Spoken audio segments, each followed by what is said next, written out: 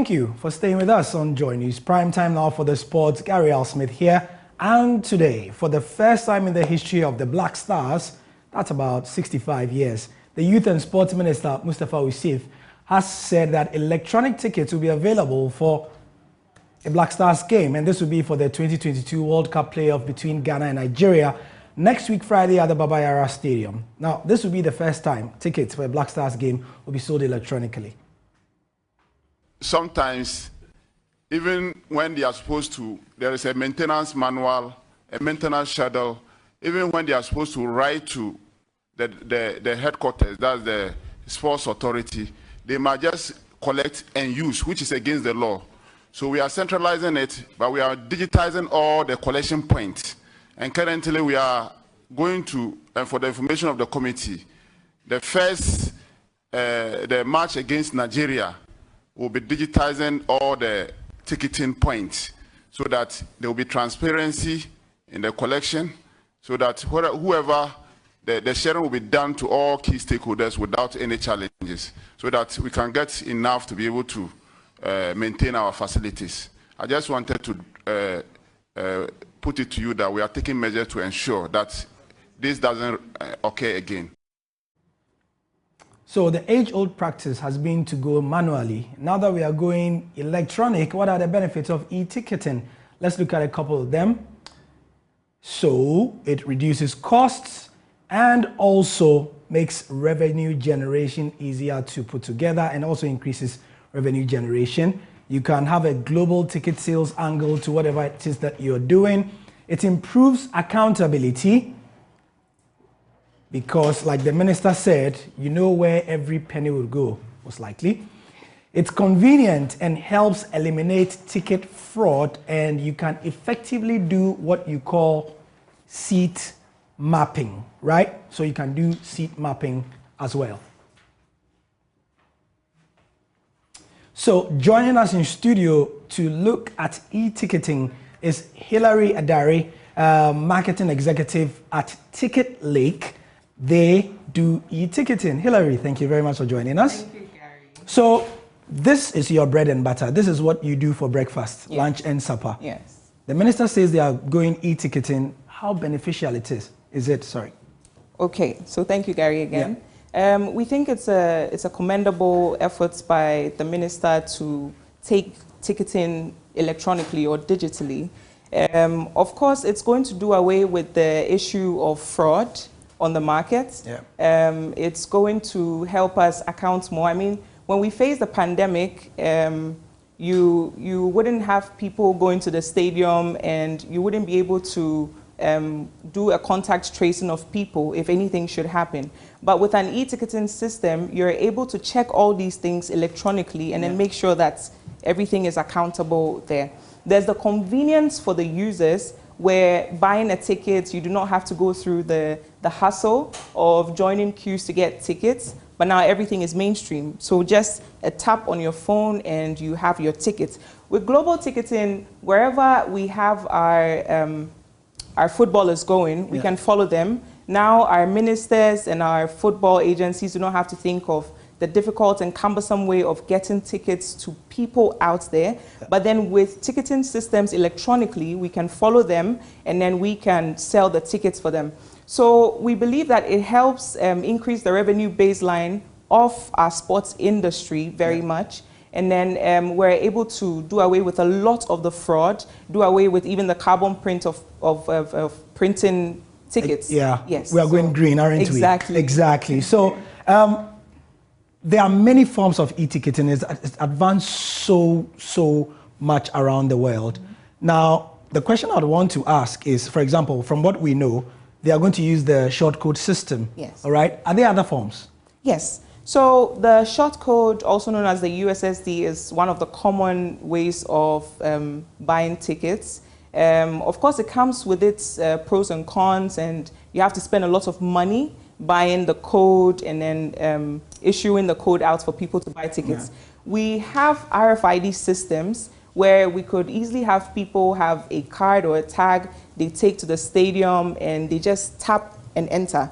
Very easy. Easy, yeah. Yes. Yeah. And then we also have the apps on phones where people could easily download the app and then just buy the tickets from the comfort of their phones and then take to games that they want to attend. Okay, so what you see on your screen right now is basically the generic e-ticketing process. Obviously, there are more nuanced and bespoke versions around the world, but you take us through it. So you go to the website or app of your provider. So with e-ticketing, you just go to the website or the app, you sign up, or you choose to buy your tickets as a guest. Yeah. So either you download, sign up, or you buy as a guest.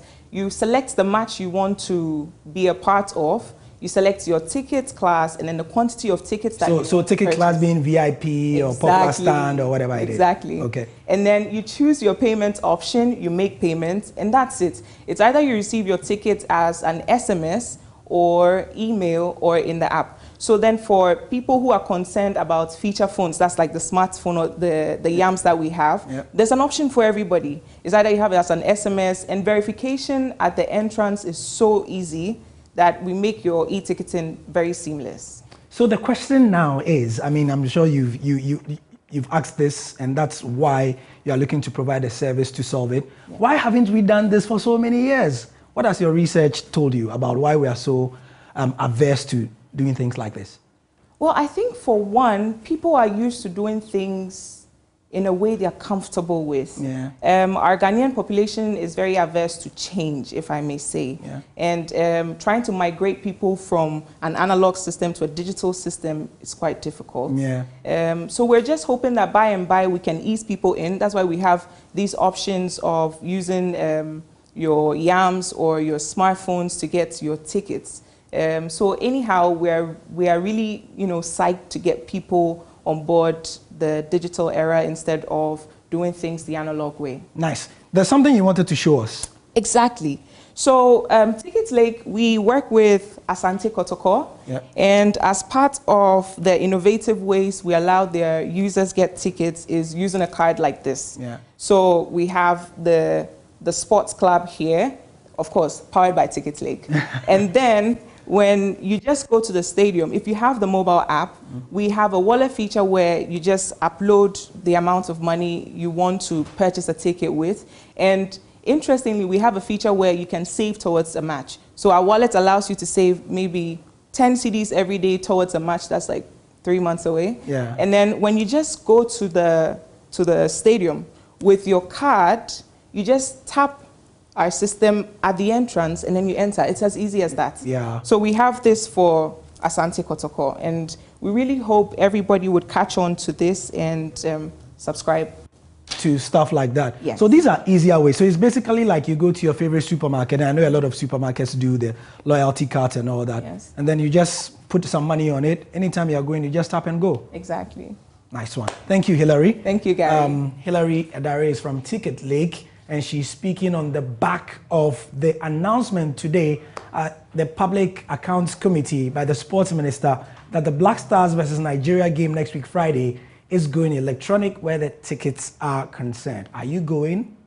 Why not? Anyway, we are just 8 days away from the crucial game. It's a showdown and everybody's getting involved. Majority Leader Osei Che Mensah Bonsu is asking Ghanaians to give the Black Stars their unadulterated support. According to the Suami MP, Ghanaians have bemoaned the Black Stars' failure for far too long, and this is time to go behind them. We should come together not to stop supporting the Black Stars.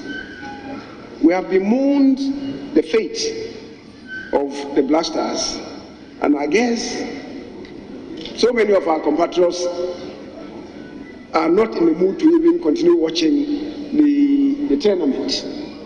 That is the extent of injury that has been inflicted on all of us football lovers in the country. We need to continue our support for the team if indeed we want to maintain them, or if we want to call a halt to our participation in World Cup or perhaps tournaments, then we must make that bold decision. Other than that, Mr. Speaker, I believe the time to continue the support of the Black Stars is still on, and we must get our acts together quickly in order not to have another disaster. Right, so everybody is rallying together. You're going to hear more of this. Yesterday, I told you that the former sports minister, Rashid Bawa, who is Ghana's ambassador to Nigeria, was also went to visit the sports minister in Abuja to whip up support and all that. The game is at the Baba Yara Stadium. Now, let me give you a lowdown of the World Cup qualifiers, which have been played in Kumasi since 2006, just for us to gauge how lucky this stadium is, all right? So, yeah, it will be on the screen shortly. There we go. Now, total games that have been played at Baba Yara, 16 of them since 2006. And then the average attendance has been 30,000. You know, it's a 40,000 capacity stadium. So, which means that Baba Yara traditionally is a place where Black Stars get good attendances. The win rate is a staggering 75%. That's very, very good. Total goals scored since 2006 in World Cup qualifiers, 40. Total goals conceded, 7. So, quite a good grounds for the Black Stars. Now, what else have we got? From the 2006 qualifier, remember that great qualifying series. Ghana beats Somalia 2-0, beat South Africa 3-0, beat Cape Verde 2-0, Ghana 0-0, DR Congo, Ghana 2-1 Burkina Faso, Ghana 2-0, Uganda. And then the total games played, we saw the numbers there, the percentage numbers. If we can, okay. So this is for the 2010 qualifiers. 1-3-0, 1-1-0 against Benin. So the first one against Libya, 2-2 with Mali. And then the number of games, 3, 67% win rate, average attendance of 36,000, very good. Total goals scored, 6, conceded 2. So everything shows that Baba Yara is sort of the home of the Black Stars, isn't it? 2014, Ghana beat Lesotho 7-0, Sudan 4-0, Zambia 2-1, and the famous one, Egypt 6-1. 4 games, 100% record, 38,500, 19 goals scored, 2 conceded. And of course, 2018 World Cup, the Black Stars did not make it, but they beat Comoros. Remember them? 2-0. 1-1 with Congo, 1-1 with Egypt, and then played 3 games, win rate of 33%. 20,000 people went to see, and it isn't surprising. This is the time that the love for the Black Stars had gone down after the 2014 fiasco. 4 goals scored, only 4 as compared to 19 in the last series, and total goals conceded, 2. Right, so now after the Black Stars, let's do some boxing. And the president of boxing in Ghana, Ibrahim Kote-Nikwe, has told Joyce Sports that he's impressed with the quality of fight in the newly introduced Professional Boxing League. With weekly competition on every 7 days or so, he says that it helps to prepare locally based fighters for international bout. I think that we've been wishing for the Professional Boxing League have come to stay.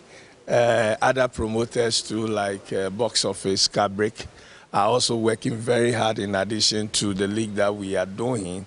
So for us as a GBA, we are happy. And me as a president, I'm happy that this is happening in my time. So I always say I'm a happy man. I took office and things have changed in this direction, and something that I pray that looking at the starting point will continue. It's not going to be like we'll slow down at the middle of the road. We want to finish the year with what we have started, where boxing is now becoming every week program, because after the league, the promoters are also having their fights, and you can see the quality of fights that we are having. I always say boxing is the #1 sport in Ghana, and I have to have a way to prove it. And this is the way to prove it, that if we can have the boxing event coming on every other week, it will be a big plus, even though it's very, very expensive to run a boxing show. But we've been able to put together a few sponsors are coming on board, and it's making our dream come true. We are happy, and I know the government will be happy. The boxing fund will be happy. Entire country will be happy. I sometimes walk around and women and children keep saying that boxing ain't more. So it's a credit to all of us, all the stakeholders. We've all done well because we understand each other. We put things together and look at how far we are taking the boxing. So. Yep, checking my USSD short code to see if the Black Stars tickets are up, and they are indeed. We'll be sharing them later with you. But thank you for staying with us on the Sport on Prime. Let's go abroad. Investment firm Ethel Partners are the latest group to say they have bid for Chelsea Football Club before the Friday deadline. Here's more in the full report. Headed by Portuguese entrepreneur Ricardo Silva, the London firm is pledging to put in £50 million immediately. That will serve as bridging funding to help ease financial issues the club faces and to redevelop Stamford Bridge. Several parties have already expressed their interest in buying the Premier League club from the Russian billionaire Roman Abramovich. His attempt to sell Chelsea has been halted after he was sanctioned by the UK government. The move came in the wake of Russia's invasion of Ukraine, with Abramovich understood to have strong ties to Russian President Vladimir Putin. Meanwhile, American PR executive Barbara Sharon and British journalist Daniel Finkelstein have teamed up with the Wise and Todd Boehly bid to buy Chelsea. Sharon is a heavyweight within the music industry, having worked with the likes of Madonna, Rod Stewart, and the Pitch Mode. She has been a Chelsea season ticket holder since 1981. Falkenstein is also a prominent lifetime Chelsea fan. He was executive editor of The Times and became a member of the House of Lords in 2013. Having two such prominent match-going Chelsea figures as part of their team provides an authenticity before Friday's deadline for bids to be received. More than 20 credible parties are interested in buying the Premier League club. British businessman Nick Candy said earlier this month he was exploring a number of options for a potential bid. Former Chelsea striker Gianluca Vialli, who co-owns Tifosi, a mergers and acquisition company for the football sector, announced on Wednesday that he is working with Nick Candy on his bid. The Ricketts family, who own Major League Baseball team Chicago Cubs, also said they are leading a bid from a group of investors.